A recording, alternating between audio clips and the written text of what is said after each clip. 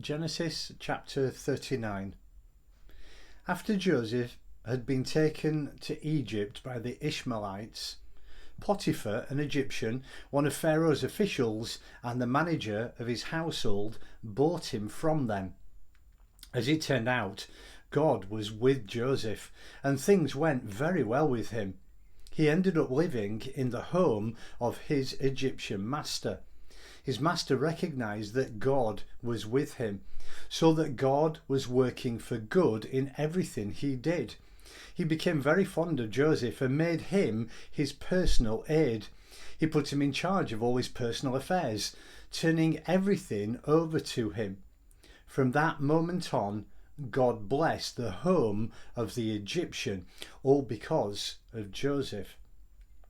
The blessing of God spread over everything he owned, at home and in the fields, and all Potiphar had to concern himself with was eating 3 meals a day.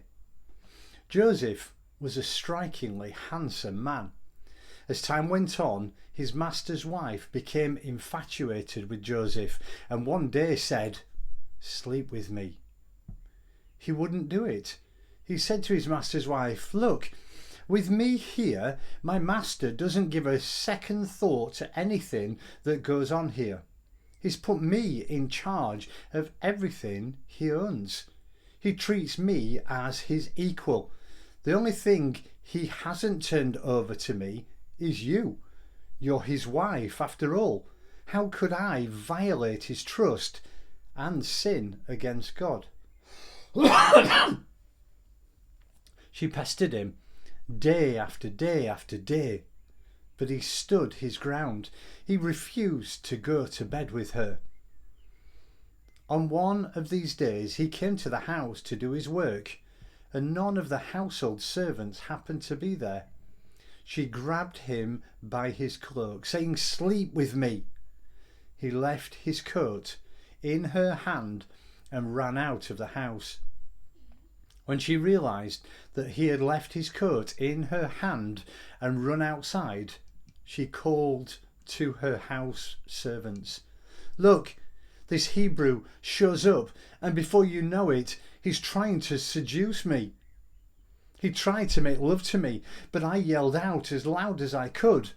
With all my yelling and screaming, he left his coat in my hand beside me here and ran outside."